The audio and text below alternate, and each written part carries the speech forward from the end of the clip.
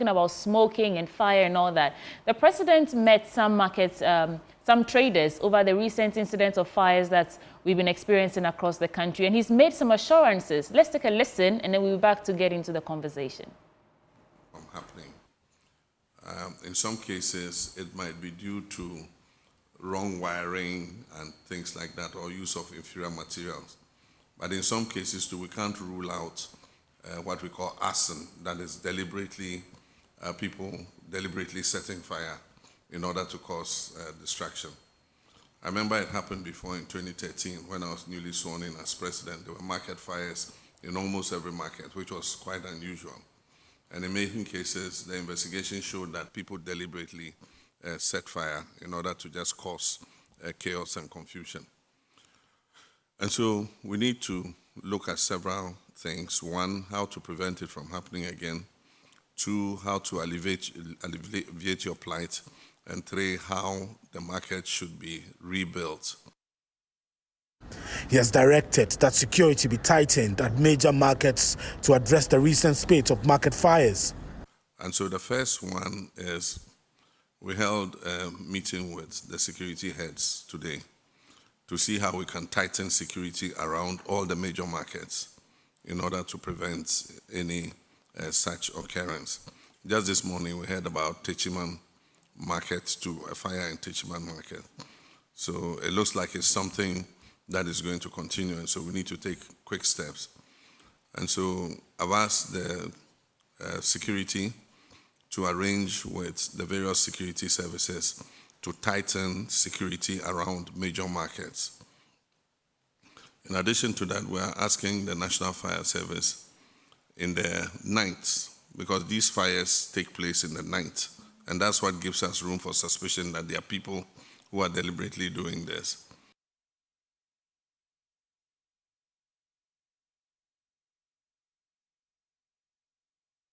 So there you have it. The president has ordered security reinforcement at major markets to combat the fire outbreaks that we are seeing. And he also says we cannot completely rule out arson.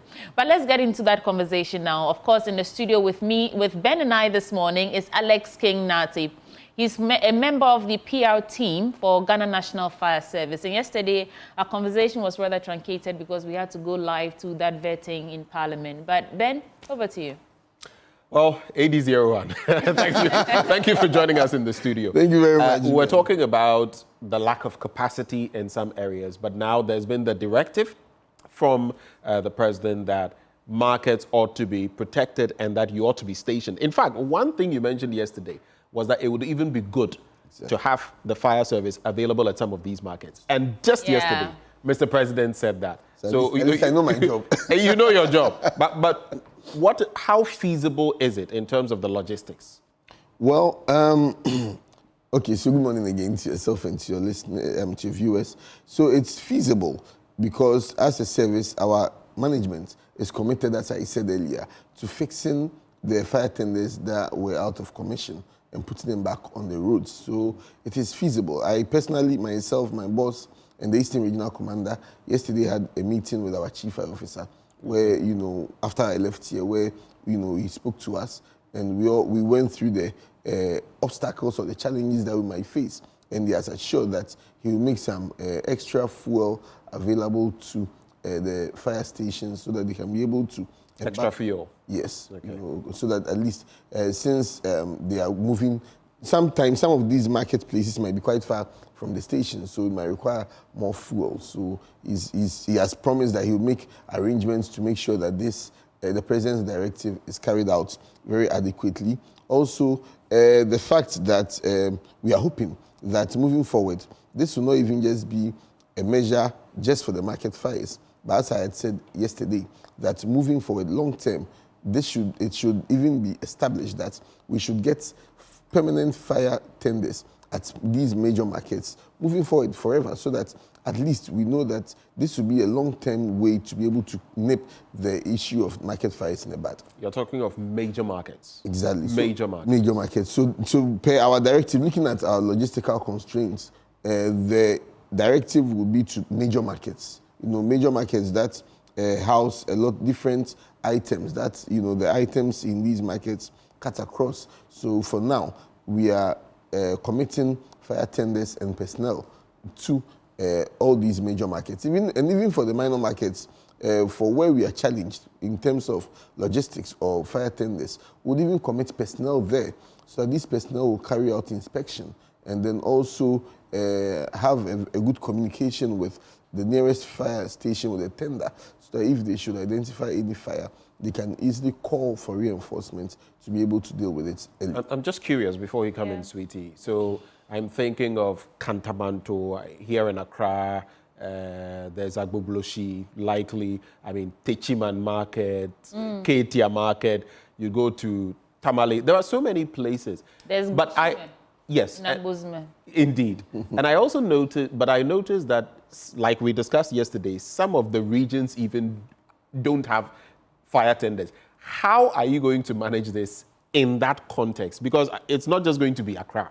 Yes, so I touched base with my superiors yesterday, and from what I've gathered, now we fixed almost all the regions have tenders, though not enough.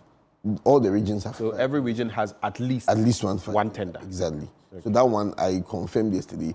Every region has at least one tender. So at least in that capacity, we'll be able to deal with it. But moving forward, it's not the best, because in the case where they are stationed, and it's not like we are going to patrol, we are going to be stationed at these markets from 6 p.m. to 6 a.m. So it's like, an all-night affair. But that also means if there's only one tender stationed at the market, and if something happens elsewhere, we have to move it. We have to, obviously, we'd have to move the fire, to the tender to go deal with the fire, and then come back. So the market to become the secondary base to the to the fire team, at least for now. I, for one, I'm happy that the president actually took the time to meet these traders, right? It means that this has come to his table. Could you take advantage of this and let him understand that you are this challenged in terms of equipment, fire tenders, fire hydrants, and all that? Has it been brought to his attention yet? I'm very sure our chief's engagement, our chief officer's engagement with the president, I'm sure it would have come up. We've also taken advantage of every available platform, every media platform that we've been on, to echo the fact that we are challenged logistically. So I'm sure, apart from there, he would still hear it in the air. I see. Yeah. I'm asking because, I mean, the sooner we fix all these fire tenders that are faulty, the better for us. Because fixing is not even the long term way, because from, again, what I even gathered yesterday, our station at Tamale, for instance, the fire tenders, two of them I know, is over 24 years old. 24 years? Yes. Ordinarily, how many years would you have to use a fire tender? Between 5 to 10 years. Between? 5 to 10 years. And it's 25? Wow. Yes. And so, and for me, what I gathered from the PRO of Tamale yesterday, he said the tank was even so perforated that they had to take out the original tank and create a makeshift tank inside this fire tender to still be able to serve the people. That should show the willingness on the part of the Ghana National Fire Service to serve people. That we didn't say that because the tender is so perforated, we are not doing our job. We still have to find ways. But for how long will we have to find ways and means? Yeah. So we've done our best. As I said yesterday, the most modern fire tenders in the system is even 14 years old. 14? Yes. So for almost for about which is also about another 4. Even when you look at the maximum of 10 years, it's an extra 4 years old. Exactly. It's wow. in this pension. It's in this pension mood, So it becomes a very worrying situation for us. So moving forward, if we have all these tenders, even malls are places that we take for granted. But imagine if, God forbid, there should be any fire at any mall. We are spelling disaster. So, having so many fire tenders is not far-fetched. Because once we have so many fire tenders, we're able to make adequate allocation, allocate some to even malls. We realize that we have police presence at these malls. It would be nice to have a fire presence also, because considering the fact that Achimota Mall, that whole enclave of Achimota Mall, God forbid if there's any fire right now, the closest fire tender will move from Abilinkpe. Right. Or the main station at Abilinkpe. Yeah. Yes. Right. To go there. As I speak, our people at Abilinkpe are responding to a fire at Taifa. They had to move all the way from Abilinkpe to Taifa to go and fight fire. This dawn, there was a fire at Shalom Estates. at Pantine. No, Oh, Pantine. okay. Yes, and we had to move an appliance all the way from Medina and University of Ghana. When I was coming, there's been a reignition. They have to again go back there to fight this fire. So look at the distance from Medina Ridge Junction, all the way to Pantine, Shalom Estate, to fight fires. This is no joke. So the need for urgent fire tenders is not negotiable. It would also help you be able, your reaction time would be much shorter. Exactly. And that's what sometimes I highlight these because people don't understand. Maybe, Oma Mantem, they came late, or they came and supposedly there was no water, like yesterday we were mentioning. Yeah, exactly. But maybe you've come with water, but it's a fire caused by electricity. You can't go and use water, Exactly. so you have to find alternatives. Or, like you said, the tenders are not even available. Exactly. How will you be able to, be there in a few minutes? It's terrible. It's terrible. And when it happens that way, if it's fire involving electricity, we have to now call on ECG to either turn off the area. And in the case where they can't turn off the area remotely, they have to now come there. Obviously, they also face traffic situations when they're even coming there to cut power supply. So people will say, but not that we didn't bring water. But then we have to take precaution because even in applying water to even this electricity, even anyone within a close proximity stands the risk of electrocution or dying. But Alex, beyond, fire tenders and fire hydrants, I think a big part of fighting fires is education, right? How the people understand what to do at what point. Yesterday, you mentioned that it's not taken very well. When you go to these markets to educate the people, they show little to no concern. Is there a way we can re-strategize, break down the information into bite size in their own languages so that they can actually understand the gravity of the situation and take it seriously, so that they don't necessarily have to wait for long hours for Ghana National Fire Service to pull up a tender somewhere before they can douse fires? Well, so we, even before the elections, and even before December, what we did was that we created the Fire Safety Task Force, with more emphasis on markets. And these personnel that, make up the Safety Task Force that go to the markets, cut across. We have people from all walks of life. We have Akans, we have Ewes, we have Gans, we have Northerners, we have a cut across. So depending on where we find ourselves, if the people understand Tree, we go with Tree. If the people understand Gan, we go with Gan. So I think it's about the psyche. The reason I'm saying it's about the psyche is that you'd find that, I'm sure as a kid, if you leave home without locking the door, the way your mother will beat you. But, if you leave fire burning, the beating will not be as strong as leaving the door open, because in our heads, we are more scared of the thieves. The orientation is so deep. The orientation is so deep. So even at our fire stations, you find children from international Montessori schools visiting the fire service more. So you find children from GIS, you find children from all these foreign schools visiting, but you hardly find children from government, or look, the government schools visiting, because we see them visiting more of our colleagues, the police, because, everyone's mind is tilted from beginning, even with me. My mother is a police officer, so from childhood, our minds are tilted towards security. That's why you hear people crying for fire police stations, and I'm sure in your seats here, you never hear anyone crying that they need fire stations before. You get people calling in, talking about their sentiments, but you never hear anyone saying that they need a fire station. Look at Abilimpi. I drove past it. They've built a very nice police station for them. Maybe yes, it's fine. But when you are building a police station, build a fire station also. East Legon, they've put up a nice edifice. But then that's the whole area. There's no fire station there. So police goes with fire. Because obviously when the police go somewhere and there's fire, they'll call, there's an accident, they'll call us. When we also go and we face difficulty with mob attacks and all, we call on the police. So we go hand in hand. So you can't, wash your right hand without washing your left hand. So when they are thinking of building, or even with the people in the locality, when they are calling for fire station, for police stations, they should call for fire stations. Okay. So that we'll be able to protect them. Another thing I want to find out, if you have the data, in the last 5 or 10 years, have you actually prosecuted anyone who you found culpable in terms of arson, starting a fire, whether accidentally or not? Because these things also deter others from, doing the same. Have you actually prosecuted anyone? We've not. Okay, so I don't Or have investigations that. are always inconclusive. Yes. No. Okay. So there are times that we've had investigations done confirmed it's arson. So our job ends there. After we've investigated and confirmed that it's arson, then we hand over to our brothers, the police, to take it from there. Have they actually held someone to? Have they actually put someone in jail or fined someone because the person started a fire where he wasn't supposed to? Yes, some years ago, okay.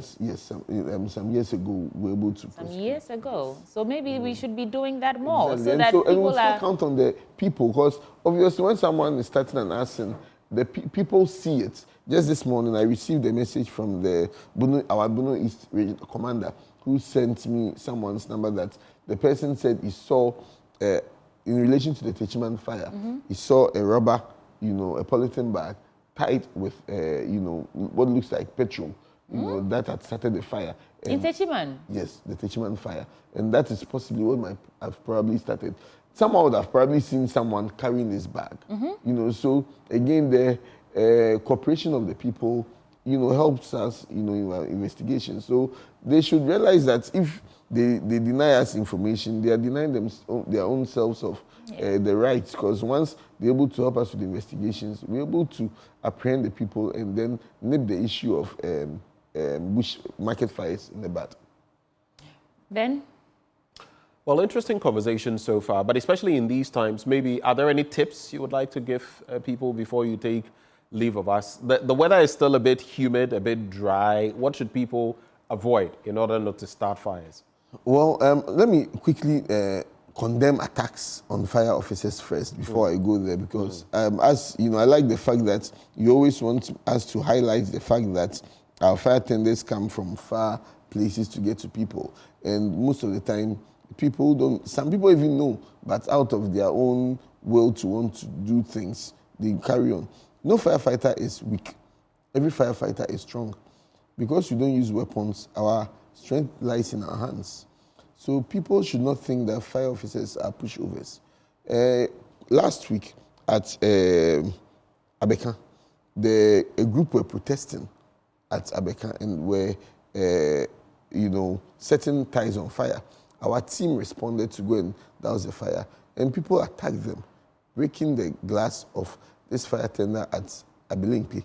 Mind you, this same fire tender at Abilimpi is a seven Abilimpi pig farm, a 7 Domi, Taifa, 7 Kwabinya, 7 La Paz, 7 Achimota, 7 this whole big area.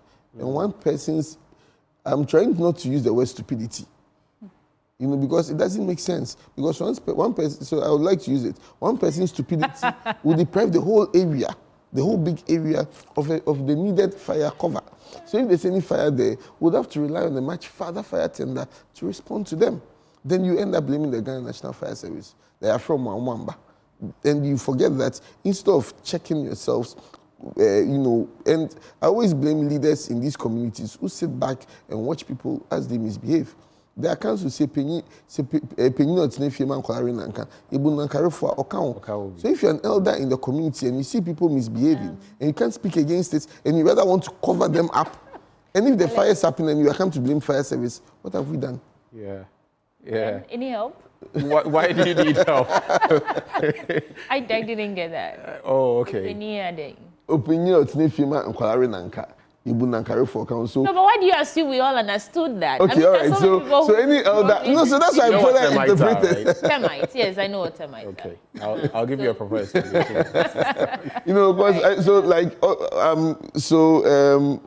What I'm trying to mean is that for an elderly person to be there, or a community leader to be there, witness people in their communities commit such atrocities, and then look on unconcerned. And then when we are even trying to arrest the person, these same leaders will come and be begging on the behalf of these people.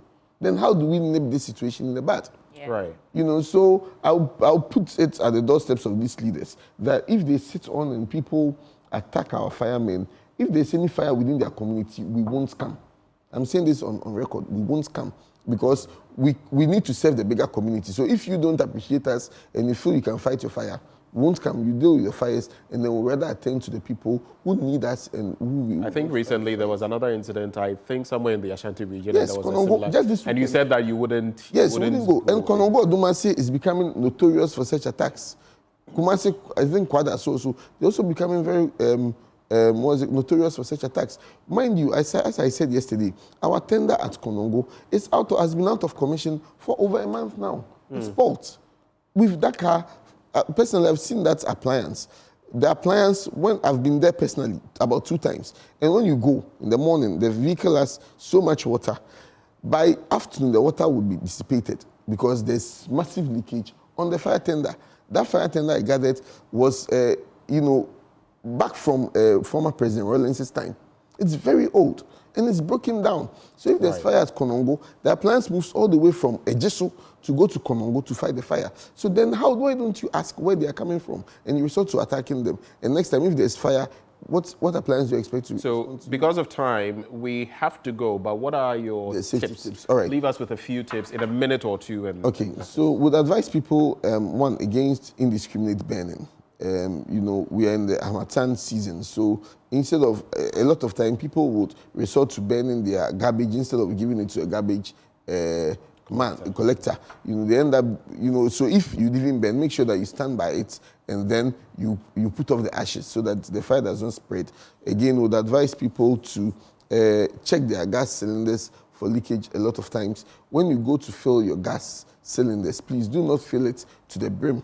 Because as you fill your cylinder, you'll be carrying the cylinder or you put it in a vehicle. The cylinder will be moving and it expands. So the cylinder would need room for expansion. So if you fill it to the brim, it means that there's the risk of explosion because there's no room for it to be, to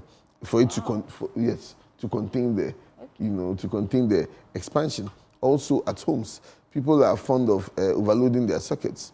One socket, you realize they've plugged fridge, TV, iron, microwave, almost everything in the world is on that socket. And these sockets have their threshold of voltage that they can stand. And all these items have their own voltage that they carry. So once it goes beyond the threshold of these, the voltage that the socket can carry, it can start a fire. Also, would advise people to keep their gas cylinders outside. Please, fire extinguishers are not expensive. I had an interview with a TV station. They were asking me that, apart from extinguishers, can they use sand? And I said, no, I won't advise any alternative. Please, try and get an extinguisher. If you can afford CCTV cameras, afford Chinese doors, afford Turkish doors, you can afford a fire extinguisher to protect yourself from fires. Alex King. Thank you. Thank you very much. I see how frustrated, and I get you. I'm not saying you are, displaying any emotions that you shouldn't be, but when you're talking, I see how frustrated it gets for you as. So you see, there's a fire right now. And yeah. There's a fire. Legon. An outbreak of fire at Medina behind Ritz Hotel. Wow. So we are now moving University of Ghana to go to Medina because Medina's fire tender has to go for reignition at Pantine. So as it stands now, whilst Legon, University of Ghana is moving to this fire at Medina, if there's any fire within Legon, even University of Ghana, there's no cover at this moment. So it means there are plans. Abiling is also going for fire at, what's it called? Abiling is also going for fire at Taifa. Yes, exactly. Right. So we'd have to now call on our station at the headquarters, national headquarters, to move to Legon. And imagine they will now be coming from... Exactly. From Dankwa Circle, yes, Osu, all the way to... That's the next available one. So it's let's add our matter. voices and make an appeal to this new administration, because I've heard of so many African and this is live. It's not like we are planning this. What the Ghana National Fire Service is doing right. Exactly. So what do they learn from you? When Liberia has, we go and train Liberian firefighters. So you realize that they use our uniform, they use our rank marking. We train, so a lot of our instructors go to Liberia. Togo, we are like, when you wear uniform to a fire service uniform to Togo, you are treated with royalty. Are they more well equipped than you here in Ghana? Do you know? I think they are quite well equipped than us. They are quite well equipped than us. Right. And so we go there to train them. And this Los Angeles fire, try to take the Ghana National Fire Service there. You'd see the miracles. It is everyone, Alex King Nate. He is part of the PR team of the Ghana National Fire Service. Thank you for joining the conversation. Like Sweetie said, we are adding our voices. This John Mahama administration, the fire service is bleeding left, right, and center. And the best we can do for them, well, logistics and more. Let's do that so that we can contain the fires.